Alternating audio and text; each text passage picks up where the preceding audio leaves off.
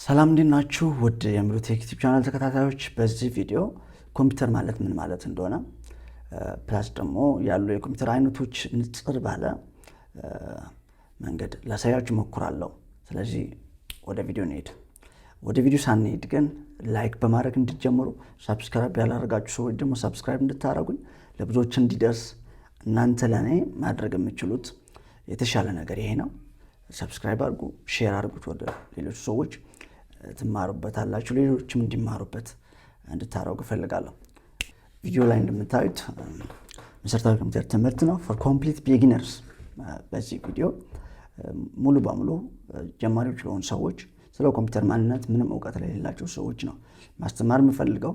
ኦፍ ኮርስ በዚህ ቻናል ብዙ አይነት ቪዲዮዎች መስራት ስለምንጀምር ከዚህ በኋላ አድቫንስድ ለሆኑ ሚዲየም ለሆኑ ዩዘሮችም የምንሰራቸው ቪዲዮዎች ይኖሩናል። ኤኒዌይስ ግን ይሄ ሲሪስ ስፔሻሊ እስከ 20 ምናምን የሚሆን ኤፒሶድ የምንሰራው ለጀማሪዎች ብቻ ይሆናል ማለት ነው። ጀማሪዎች ስለ ኮምፒውተር መማር የሚፈልጉ ሰዎች ወደዚህ ቻናል እንድትልኳቸው በትህትና አሳስባለሁ ማለት ነው።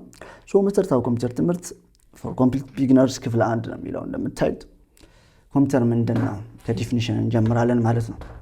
ዋትስ ኮምፒውተር? ኮምፒውተር ምንድነው ተብላችሁ ብትጠየቁ መልሳችሁ ምንድነው የሚሆነው? ኦፍ ኮርስ ከሰው ወደ ሰው የተለያየ መልስ ልታገኙ ይችላላችሁ። ስፔሻሊ ፕሮፌሽናል ካልሆነ ሰው የምታገኙት መልስ አስቂኝ መልስ ራሱ ሊሆን ይችላል ማለት ነው። ኮምፒውተር በአሁኑ ሰዓት አንድ የሆነ ስራ የምንሰራበት መሳሪያ ብቻ ሳይሆን የእውቀት የስራና የኑሮ ዘይቤን የምንመራበት ዋነኛ ቁልፍ ነው። በዚህ ሰዓት በእያንዳንዱ የኑሯችን አካሄድ በእያንዳንዱ ኑሯችን ማለት በስራ ቦታችን፣ በትምህርት ቤታችን፣ በቤታችን እያንዳንዱ ቦታ ላይ ኮምፒውተር አለ።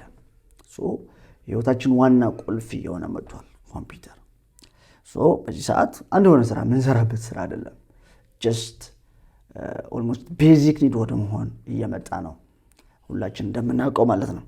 በተለይ ደግሞ በቴክኖሎጂ ዘርፍ ለተሰማራ ነው ለኛ ወይም ደግሞ ለተሰማራ ማንኛውም ሰው ኮምፒውተር አዳዲስ የፈጠራ ስራዎችን ለዓለም ለማሳየት ትልቁ መንገድ ነው ማለት ነው።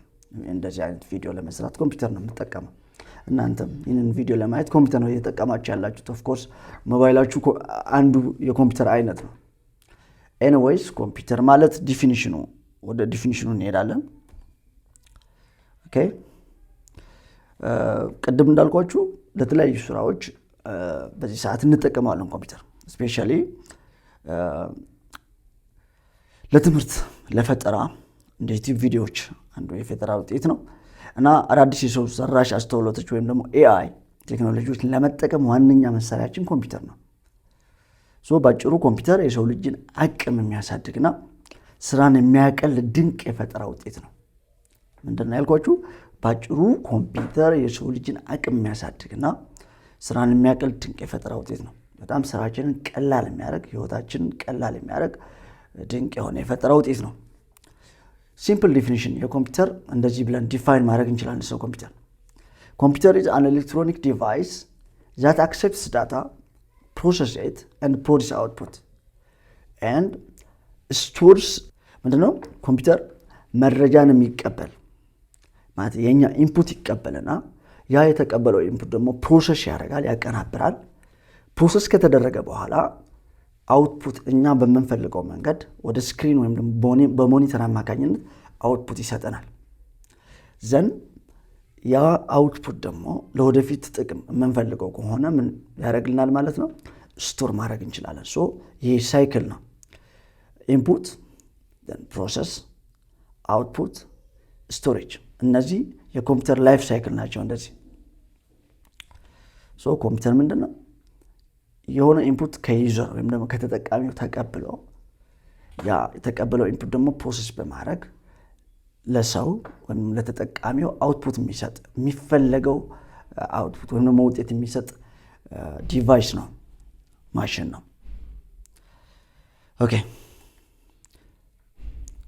ስንት አይነት የኮምፒውተር አይነቶች አሉ የሚል አሳያችኋለሁ። በዚህ ደግሞ ኮምፒውተሮች በመጠናቸው በችሎታቸውና በሚሰጡት አገልግሎት ላይ ተመስርተው በዋናነት የሚከፈሉት በሚከተሉት አይነቶችን ከፍላቸዋለን።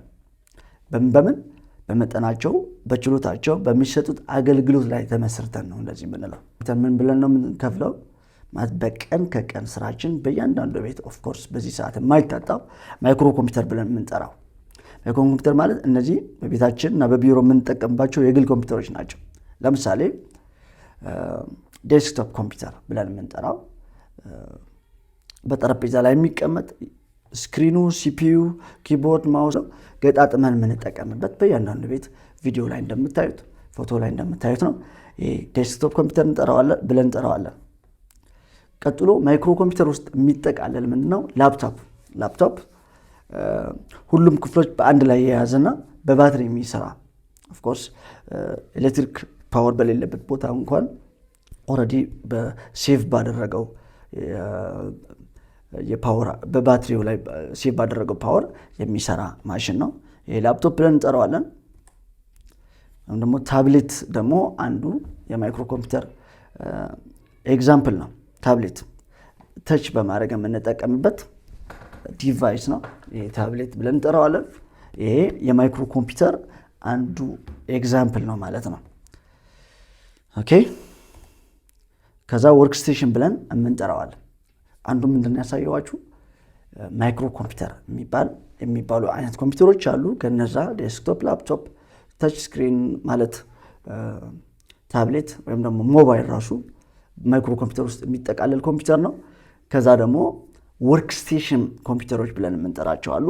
ለከፍተኛ የግራፊክስ ዲዛይን፣ ለቪዲዮ ኤዲቲንግ እና ለምህንድስና ስራዎች የሚውል ኃይለኛ ኮምፒውተር ነው። ይሄ በጣም አሪፍ የሆነ ሲፒዩ ያለው አሪፍ የሆነ ራም ያለው አቅሙ የተለየ አቅም ከማይክሮ ኮምፒውተር የበለጠ አቅም ያለው ኮምፒውተር ነው።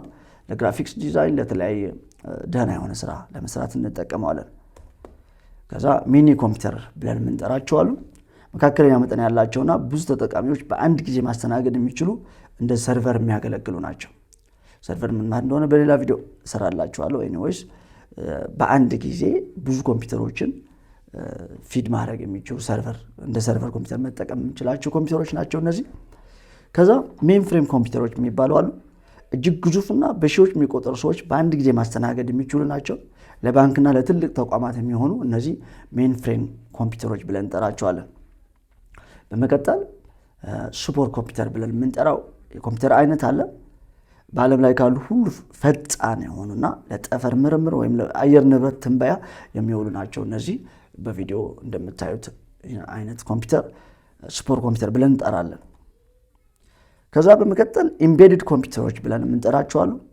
ይሄ እነዚህ ኮምፒውተሮች ምን አይነት ናቸው? በራሳቸው ችለው የሚቆሙ ሳይሆኑ በሌሎች መሳሪያዎች ተገጥመው የሚገኙ፣ ለምሳሌ በዘመናዊ ልብስ ማጠቢያ ማሽን ወይም ደግሞ በመኪና ውስጥ የምናገኛቸው አይነት ኮምፒውተሮች ናቸው። ለዛ ማሽን ፋሲሊቴት ለማድረግ የሚጠቅሙ ኮምፒውተሮች ናቸው። ኢምቤድድ ተብለው ይጠራሉ ማለት ነው። ተመልካቾቼ እንደምታዩት የዛሬ ትምህርት በዚህ አብቅቷል። አስተያየት ካላችሁ ሀሳብ ካላችሁ ኮሜንት ላይ ጻፉልኝ። ላይክ ማድረግ እንዳትረሱ፣ ሼር ማድረግ እንዳትረሱ።